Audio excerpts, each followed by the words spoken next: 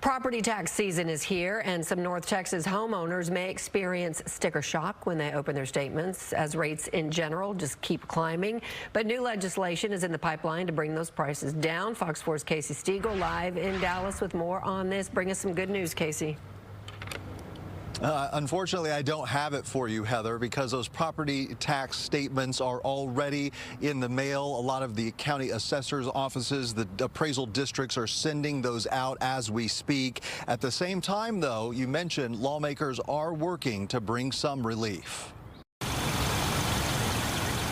The Lone Star State may be a great place to call home, but it comes with a price tag. Texans pay some of the highest property taxes in the nation. We don't have other tax levers or other structures to tax other entities, whether they're businesses or things of that nature, from the state level. And so property taxes are what the state focus on. Legislators have been working to change that. Senate Bill 4 and Senate Joint Resolution 2 passed back in February, which would raise the homestead exemption from $100,000 to $140,000, $150,000 for seniors. Voters must approve it through a proposition on the upcoming November ballot. But I meet so many people that are struggling every year to make that annual payment. Just last week, the Texas House passed a budget which included $51 billion in property tax reductions.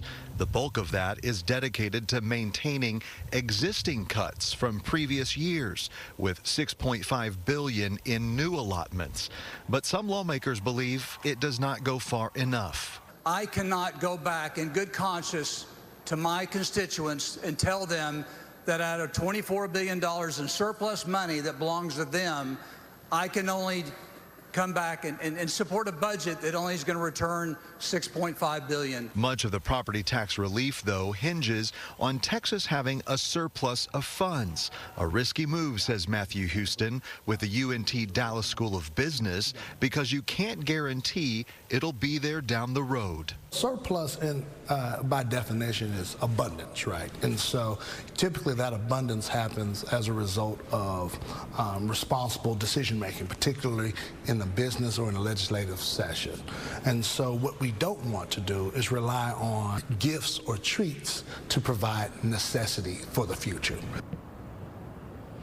So if the latest homestead exemption hike is approved by voters in the fall, property owners could expect to see about $363 in average savings per year on your tax bills. Heather? All right, Casey, thank you.